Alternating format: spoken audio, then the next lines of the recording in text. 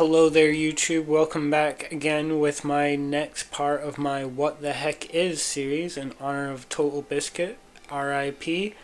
This is my series about indie games that really impress me, or I think you maybe should take a shot.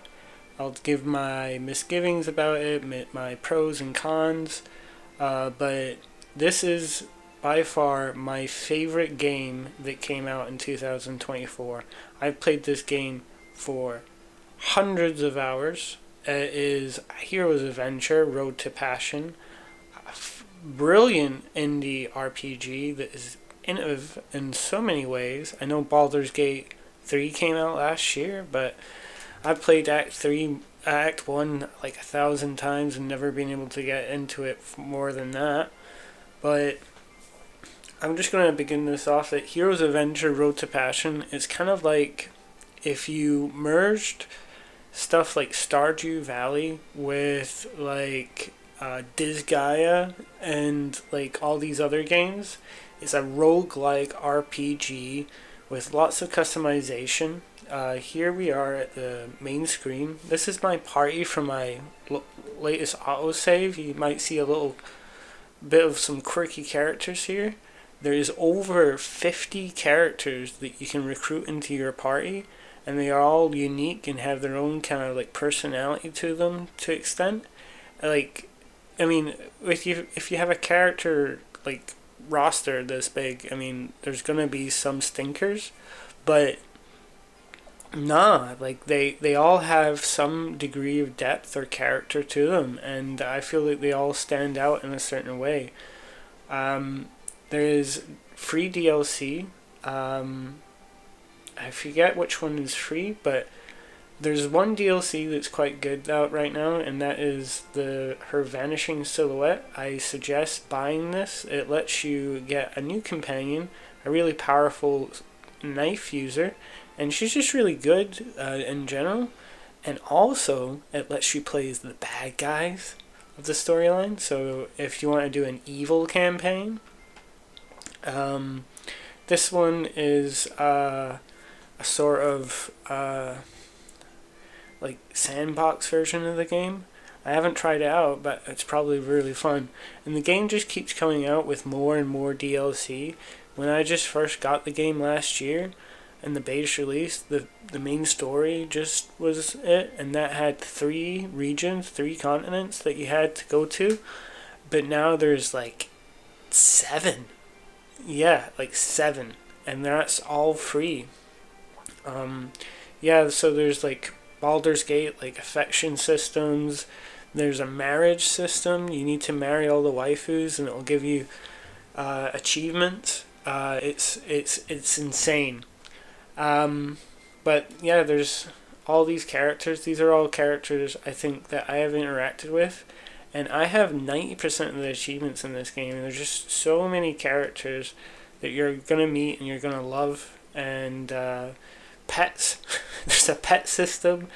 It is awesome. I can't put into words how fucking good this game is. There's a difficulty system here. Generally, the game becomes a little bit unbalanced. I'll go back. I'll show you my achievements. So this is the achievement screen. I have over 403 achievement points, and yeah, so this game is meant to be played multiple times, and you have these little achievements to sort of make goalposts for yourself to achieve for each run. Maybe you just want to get over 100,000 gold this run, and I'll show you how that interacts with the new Game Plus system. But there's just so much to do in this game, man. Like, look at all this stuff that you could do. I've only got a few left. I'm gonna try and get them, and I'm thinking about making a guide series to help people get into the game, because I mean the learning curve isn't steep, but yeah. So yeah, let's just start up a new game, and I'll go into the character create menu.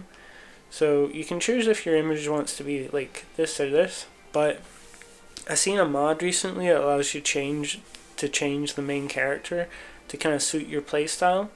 There are 1, 2, 3, 4, 5, 6, 7, 8, 9, 10, 11 different weapon types, all with their all like different advantages or negatives. I would say probably like sword is probably the most dominant. Just like Wandering Sword, if you've seen my video on Wandering Sword. So this is where all the achievements go into. You unlock traits and achievements by playing through the game in certain ways, and they allow you to enhance your character from the get-go. I'm not saying that you could complete the game with no achievements, but they do help with further playthroughs. These items here are also items that you can unlock. You can get 6 now because I've got so many achievements. And yeah, I'm just going to start up the game and show you the first scenario, because this is like a real role-playing game where you make tons of decisions that will affect you meaningfully through the game, not punish you. I mean, there is best options, but there's definitely options within the game. So I'm just going to start with nothing, and I'm going to call myself Little Shrimp. Now, I will say that the translation of the game is a bit jarring.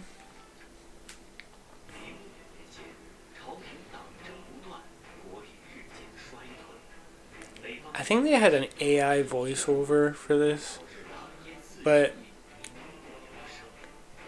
I don't actually think this has anything to do with the main plot. But it just kind of sets up the idea of this kind of wushu fantasy martial arts thing. I'm just going to skip it. Let you enjoy that at some point. But I'm just going to go further. So there's a new mobile release. I suggest getting that, but it's a fun game on console or PC as well. So this is how it starts off. You've got a ninja, she's going through the woods, and then there's a police officer chasing her down. When I, the Crime Investigation Bureau, handle cases where it's never a time when I fail. See, the translation's a bit of work, but you kind of get a grasp of it. And she's like, oh, this is the famous police chief. And they're like fighting ninja style. Like, look at these sprites, man. They're beautiful for what they are, you know what I mean? Like the animations and stuff like that. And every single character has these beautiful animations.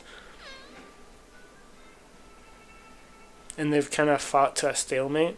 And this is when you come in. Choo!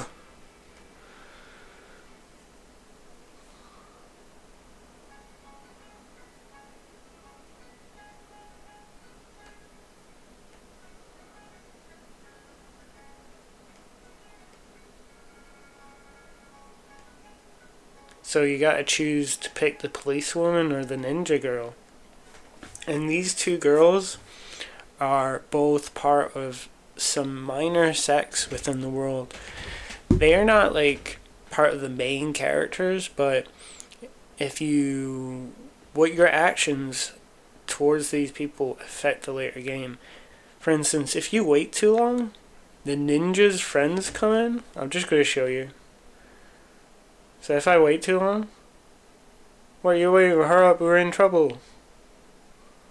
It's too late now. What do you mean? And then they just hand you your ass. And that's one way that you can lose. And then you get like a little game over screen. Well. And then if I were to start again, I just go. Yeah. I can even do something different this time. I could go talk to this woman here and tie them up.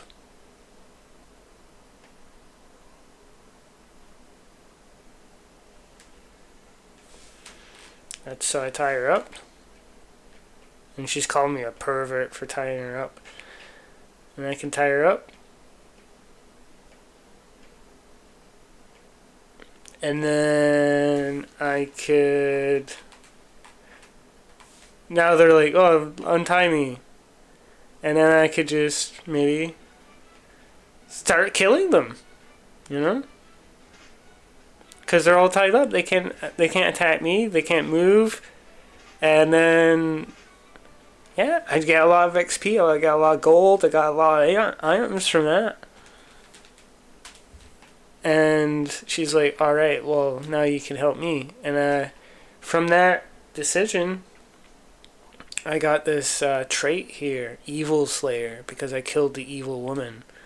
If you do it the other way around, you get another trait, but I can also just kill her.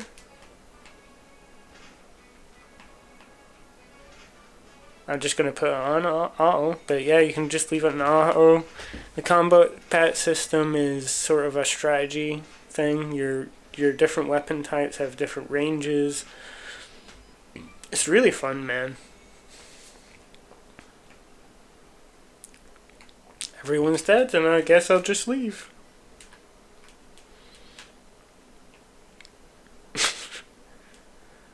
Just perform a double homicide. And then you get to explore the map. And it just starts opening up. I think I'll do this one again.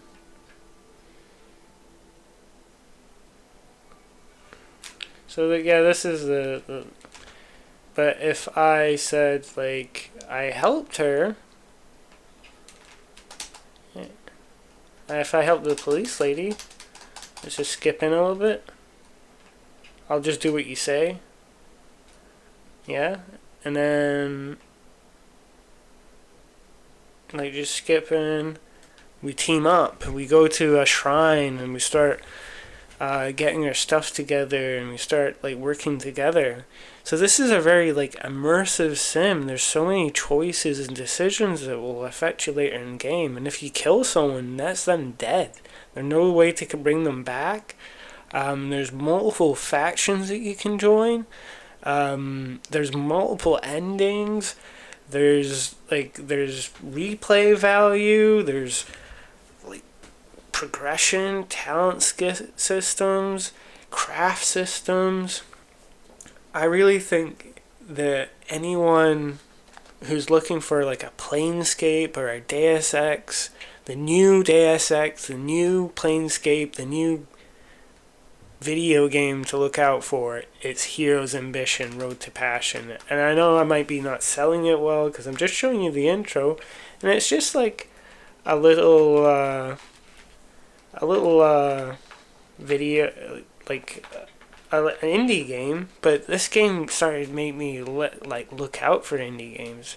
So this is the item system. You can you learn your martial arts from reading from books. So she gave me a book that I can learn, and then when I go into my martial arts menu, that's me learning the manual, and that'll give me superpowers that'll, like, help me regenerate my health. And then there's, like, a talent system menu here, crafting menu here, my relationship menu, journal for quests. It's all really cool. And I'm just going to leave off, if you're just starting off as well, when you're farming for fish or whatever, you can eat the fish to regain your stamina, which is a stamina system. There's a day and night cycle. This game is just brimming with content. It's like Majora's Mask mixed with Final Fantasy. Trust me, this is a game to play this year. Thank you for joining me, and I hope you guys all give it a shot. I'll give Hero's Ambition Road to Passion a 9 out of 10.